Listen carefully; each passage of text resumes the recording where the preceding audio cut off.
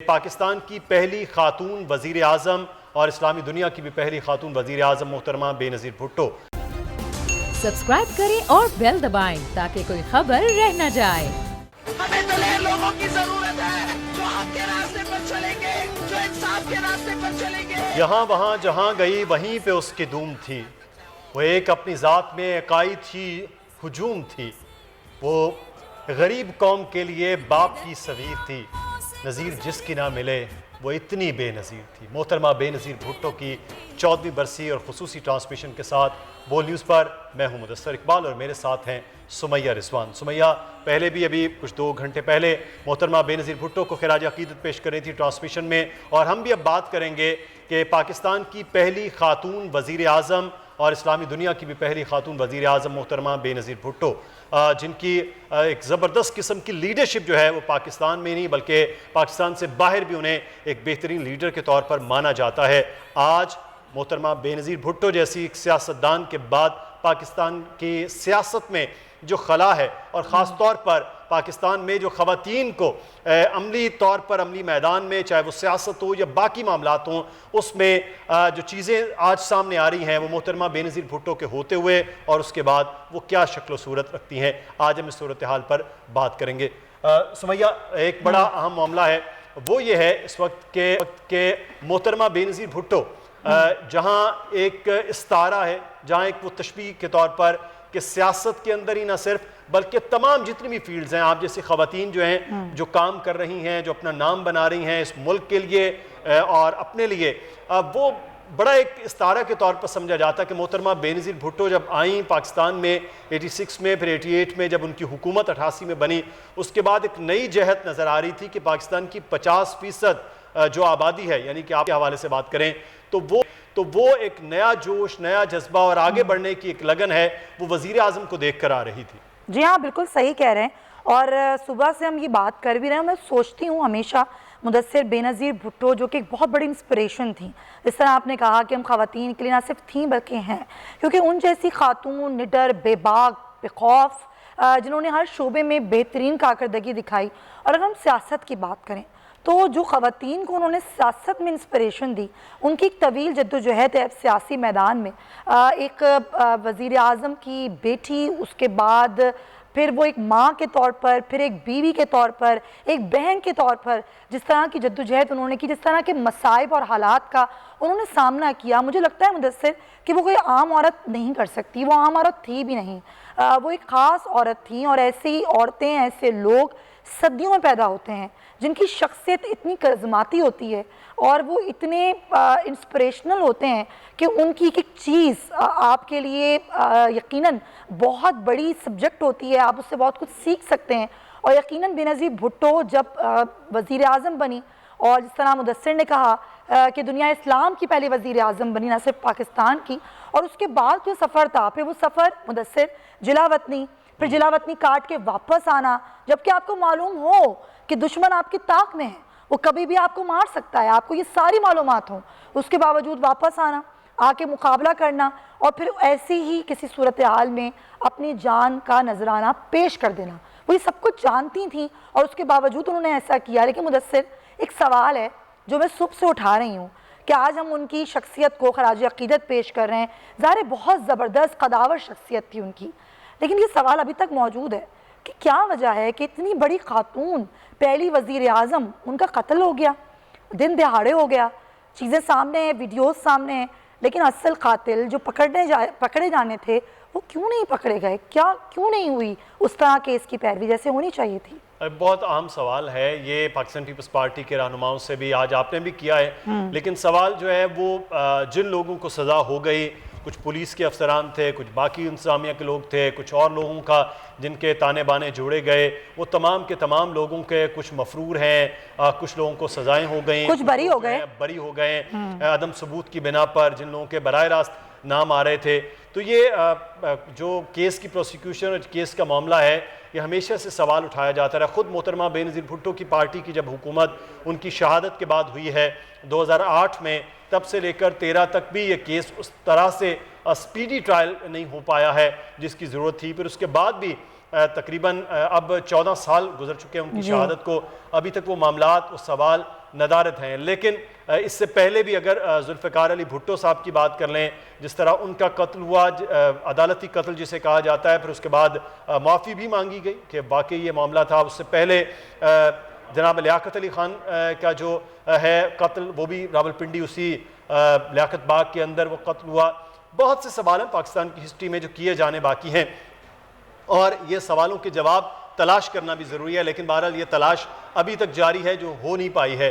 लेकिन साथ ही साथ अगर हम इन लीडर्स की बात करें, तो जिन्होंने पूरा आके जो है वो रुख वो चेंज किया है, तो ये सूरत हाल है। और अच्छा, ये एक चीज़ सिर्फ यहाँ सुमैया नज़र आती है। दूसरा ये है कि मोहतरमा बेनज़ीर भुट्टो की जो अपनी एक शख्सियत है, वो पाकिस्तान की सियासत पर वो खासे गहरे। अच्छा मुदस्सिर, एक चीज़ है, क्योंकि देखिए हम एंकर्स हैं, हमें हर तरीके की खबर देनी होती है, तो ऐसी ही एक खबर जो कि बहुत बड़ी खबर थी उस वक्त की, बेनज़ीर भुट्टो की शहादत की खबर देना, और वो खबर दी उस वक्त के चैनल पर वसीम बदामी ने। और वसीम बदामी में से टेलीफोन लाइन पर मौजूद हैं। वसीम, मैं जानती हूँ उस वक्त हम एक ही चैनल में थे, काम कर रहे थे, और जब आपके ऊपर ये वक्त आया कि आपको टॉक बैक पर बताया गया कि बेनज़ीर भुट्टो शहीद हो चुकी हैं, वो वक्त एज ए एंकर आपके लिए कितना कठिन था वो खबर देना?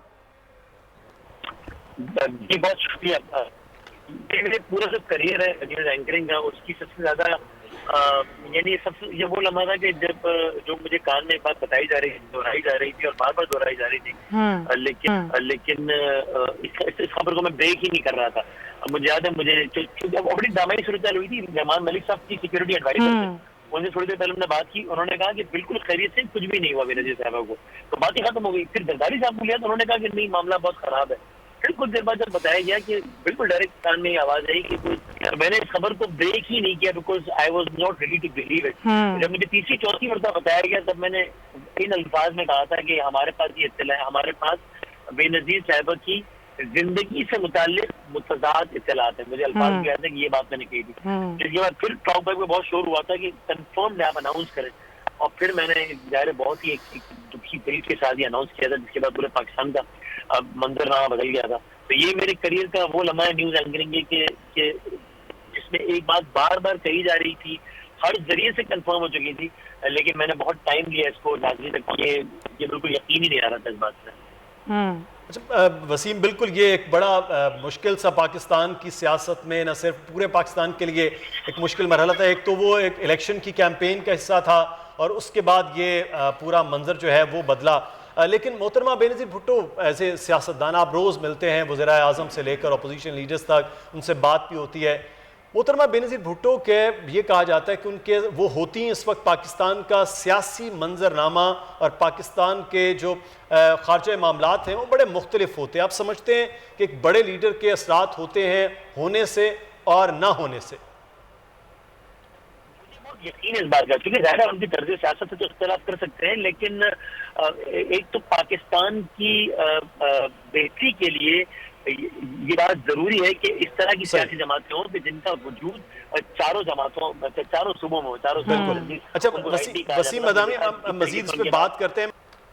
और दूसरी जानिब इस वक्त गड़ी खुदाबख्श में जलसा गाह में पाकिस्तान पीपल्स पार्टी के चेयरमैन बिलावल भुट्टो जरदारी जलसा गाह में पहुँच चुके हैं।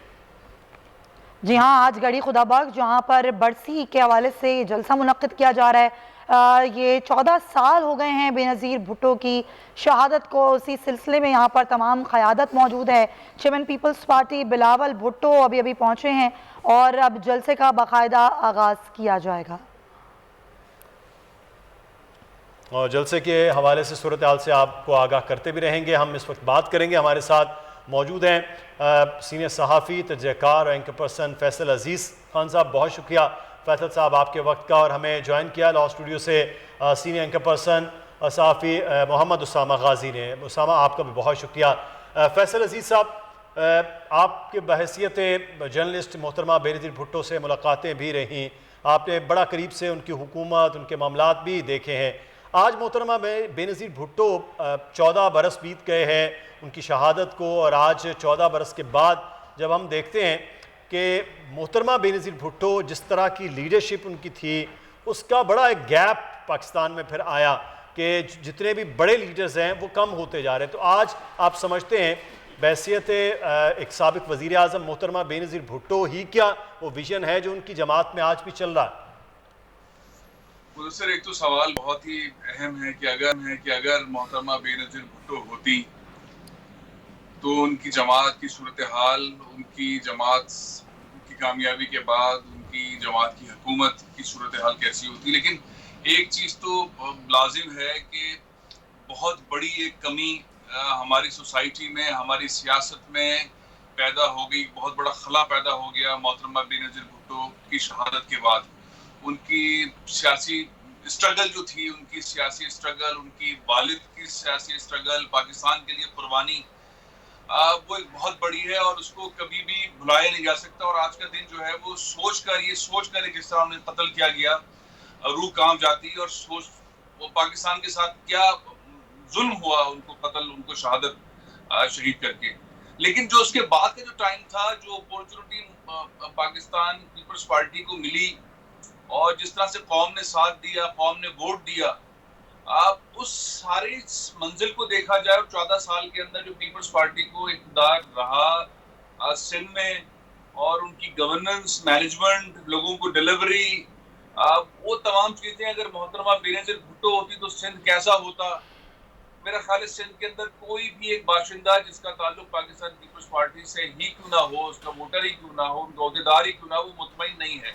आम शहरी भी मुतमईन नहीं है। वो डिलीवर नहीं हो सकी सारी पॉलिसीज जो कि मोहतरमा बेनज़ीर भुट्टो चाहती थी, या अगर वो होती तो सिंध का नक्शा जैसा होता, घड़ी खुदा बख्श का लाड़काना का नक्शा ऐसा होता, बेनज़ीराबाद जो उनके नाम से शायद नवाबशाह है उसका नक्शा ऐसा होता, खैरपुर का नक्शा ऐसा होता, मीरपुर खास का जो उनका अपना वोट बैंक है वो, और कराची का भी नक्शा ऐसा होता। वो बहुत प्रोग्रेसिव खातून थी, डिलीवर करने वाली थी। वो इतनी ज्यादा खतरनाक किस्म की करप्शन और मिसमैनेजमेंट वाले लोगों को कैबिनेट में नहीं रहने देती, उनके खिलाफ करती। उनका बहुत बड़ा एक कैरेक्टर था। उन्होंने अपनी दौर में कई ऐसे वजीरों को, कई ऐसे ब्यूरोक्रेट्स को हटाया जिनके ऊपर लोग एतमाद नहीं करते थे, जो करप्शन में मुलविस थे, जो ब्यूरोक्रेसी ठीक नहीं चला पाते थे। तो मोहतरमा का तो एक डिफरेंट किस्म का विजन था। मेरा ख्याल है कि मोहतरमा का विजन जो है वो मौजूदा पीपल्स पार्टी उस तरह से नहीं गेन कर सकी, सिवाय इसके कि उनकी बर्सी के ऊपर इस तरह की जलसे तकारीर होना, वैसा कमी है, बहुत ज्यादा कमी है। और आज का दिन मेरा ख्याल है कि मुदस्सिर ये दोहराने का दिन है जो मोहतरमा बेनज़ीर भुट्टो चाहती थी, जैसा वो सिंध चाहती थी, जैसा वो पाकिस्तान चाहती थी। आज पीपल्स पार्टी के अहदेदारान, लीडरान अहद करें कि मोहतरमा बेनज़ीर भुट्टो जैसा चाहती थी वैसा ही हो। वो आवाम को इस तरह तकलीफ में नहीं देखना चाहती थी। यहाँ तो एक हर पॉइंट के ऊपर पैसा चल रहा है, बहुत बुरी सूरत हाल है। मोहतरमा बेनज़ीर भुट्टो तो ये नहीं चाहती थी। पाकिस्तान पीपल्स पार्टी का ये फलसफा तो नहीं था, रोटी कपड़ा और मकान वाला फलसफा कहीं खो गया। बिल्कुल आप सही कह रहे हैं, ये फलसफा खो भी गया है और मुझे लगता है कि कोई ख़ास तवज्जो भी इस पर नहीं है। और आपने बिल्कुल दुरुस्त बात की उसामा। ज़ाहिर है आज बहुत सी सूरत हाल है जिस पर गुफ्तगू कर रहे हैं। आज की सियासत कैसी होती अगर बेनज़ीर भुट्टो ज़िंदा होती, आज की ख़ुद पाकिस्तान पीपल्स पार्टी की सियासत कैसी होती, आज एक आम आदमी के हालात कैसे होते, और सबसे बढ़ के जो ख़वातीन के लिए इंस्पिरेशन थी, जिस तरह की निडर, बेबाक और जिस तरह की वो कदावर शख्सियत थी, आप शायद ऐसी कोई शख्सियत हमें तो दूर दूर तक नज़र नहीं आती। ये हमारा अलमिया रहा है। बड़े अफसोस की बात है। एक तो दिसंबर का महीना, हम इसमें बड़ी अजीब सी यादें हैं। एक तो होता है कि सर्द मौसम में कहा जाता है वैसे बड़ा रोमानवी एक शायरी वाला माहौल इस तरह हमारे यहाँ मौसम के लिहाज से, लेकिन हम तारीख में देखें तो आप देखिए कि सुकूत ढाका है, APS का वाकया है और बेनज़ीर की आदत है। ये हमारे लिए बड़े शर्मनाक वाकयात हैं। और हमारी तारीख अगर देखें 70 साल से ज़्यादा इस मुल्क की तारीख है, तो किसी मुल्क की तारीख में बड़ा मुश्किल होता है कि हम कहें कि इतने वक्त में आपको कोई लीडर्स मिल जाए, बड़े बड़े नाम आ जाएं। हमारे पास लोग तो आए, लेकिन बड़े दुख की बात है, लियाकत अली खान साहब से लेकर जुल्फ़िकार अली भुट्टो को देख ले, उसके बाद बेनज़ीर भुट्टो, ये बड़े दुख की और बड़े कर्ब की बात है कि हमारे यहाँ लीडर्स एक तो बनने में टाइम लगता है। कोई भी शख्स अगर आप देखें तो ये नहीं हो सकता कि वो चंद दिनों में, चंद महीनों में, उसकी एक स्ट्रगल होती है जिससे बेनज़ीर भुट्टो गुजरी। यानी एक वक्त था जिसमें उनको अगर पिंकी कहा जाता है, एक बच्ची थी जो बड़ी लाड बाप से बड़ी वालेहाना मोहब्बत, बाप उससे प्यार करता था। फिर आप देखते हैं कितनी उन पर मुश्किलात आती चली गई, जिलावतनी, फिर हुकूमत में आने के बाद भी हुकूमत जाती है, फिर जिलावतनी। आपने जो सवाल किया कि देखिए पाकिस्तान की तारीख में तो शायद ऐसा नहीं हुआ कि 13 साल से ज्यादा किसी एक पार्टी को एक सूबे में इस तरह हुकूमत मिल जाए। मुसलसल। तो उसके बाद भी अगर वो डिलीवर नहीं उस तरह कर सकी तो यकीनन मैं समझता हूँ कि अगर उनको ये 13 साल से ज्यादा हुकूमत मिल रही है तो इसमें बेनज़ीर भुट्टो का नाम है। मैं जब गया यहाँ पर, मुझे इत्तेफाक हुआ जाने का इस तरह बरसी पर मोहतरमा बेनज़ीर भुट्टो की, तो वहां पर जब मैंने लोगों से पूछा कि जी आपके ये मसाइल हैं, आपको क्या क्या मसाइल हैं, उन्होंने सब मसाइल गिना दिए। भाई पानी का मसला है, सेहत का मसला है, तालीम का मसला है, हर मसला है। तो मैंने कहा जी फिर वोट, कहती वोट हम भुट्टो को डाल दें। फिर क्यों? उन्होंने तो हमारे लिए सब कुछ कर दिया। यानी बेनज़ीर भुट्टो का इस दुनिया से जाना, तो वो लोग सिंध के जो इनसे वालियाना मोहब्बत रखते हो कहते हैं जी देखिए वो हमारे लिए आई थी, हमारे लिए इस दुनिया से चली गई। हम सारे मसाइल के बावजूद आज भी आप देखिए ना, जरदारी साहब ने बिलावल साहब का नाम के साथ भुट्टो क्यों लगा दिया? उनको पता है कि भुट्टो का वोट मिलना है। तो ये इनकी मोहतरमा बेनज़ीर भुट्टो, और फिर जुल्फ़िकार भुट्टो के बाद शायद नहीं सोचा जा रहा था। देखिए बाकी बच्चों के साथ भी बड़ी ट्रेजेडी हुई है। लेकिन उसामा ये सवाल किससे पूछें कि इतने साल हो गए लेकिन बेनज़ीर भुट्टो के कातिलों को सजा नहीं हुई अभी तक, ये कितना बड़ा अलमिया है। ये बेशुमार हमारे साथ इस तरह के वाकयात हैं। और फिर ये होता है कि हमारा सारा सिस्टम नजर आता है कि जब आप इतने बड़े लीडर के कातिलों को पूरी तरह से अंजाम तक नहीं पहुंचा सके, और फिर उसमें जब इनकी हुकूमत भी रही, जब इनकी 5 साल हुकूमत रही और वो भी बहुत ज्यादा टाइम था, तो जब इनसे पीपल्स पार्टी से बात की जाती है कहते हैं जी कुछ तो मर गए, कुछ जो है हमने तो अदालतों से उनको पकड़ा था तो वो चले गए, बाकी कुछ को सजा हो गई, वो इस तरह से बता देते हैं। लेकिन मैं समझता हूं कि जितनी बड़ी ये ट्रेजेडी हुई थी और उस पर आज भी आप देख लीजिए हर दफा पीपल्स पार्टी अपने वोट को ताजा किस तरह कर रही है। उनके पास इतना ज्यादा बताने के लिए नहीं है कि हमने कोई तालीम में कोई हम इनकलाब ले आए हैं, कोई जिंदगी में लोगों की इनकलाब ले आए हैं। 13 साल, अगर आप 13 साल कुछ नहीं कर सकते तो क्या करेंगे? हाँ, ये बेनज़ीर भुट्टो है, जुल्फ़िकार भुट्टो है, उनके पास सिवाय इसके इससे बढ़कर और कोई नारा नहीं है। आज भी आप देख लीजिए इन्हीं नामों पर उनको वोट मांगने पड़ते हैं, इन्हीं नामों पर उनको वोट डलते हैं। यहीं से आप अंदाजा लगाइए कि लोगों के दिलों में कितना इनकी मोहब्बत, इनकी इज्जत, इनका वकार किस कदर है बेनज़ीर भुट्टो का। और फिर अगर सियासी तौर पर बात करें तो क्या क्या मुश्किलात नहीं सही। IGI बनती है, कभी भी पूरी तरह हुकूमत फिर जलावत नहीं, वापस आई। आप देखिए कि नवाज शरीफ बनना चाहते थे इलेक्शन का, लेकिन बेनज़ीर ने कहा कि नहीं जी इलेक्शंस में आना चाहिए, आगे बढ़ना चाहिए। तो फिर उसके बाद वो बीच में आ रहे थे, लेकिन फिर मोहतरमा बेनज़ीर भुट्टो जो है इस दुनिया से चली गई। और वो खला देखिए, इतना बड़ा लीडर जब बनता है, इतने सालों में मुश्किलात से गुजर कर ही आदमी जो है वो कुंदन बनता है ना, तो उन्होंने इतनी मुश्किलात सी, और जब वो वक्त आया तो एक इंटरनेशनल लेवल पर पाकिस्तान का नाम और पाकिस्तान की कुछ कर सकती थी, तो अनफॉर्चुनेटली वो दुनिया से चली गई।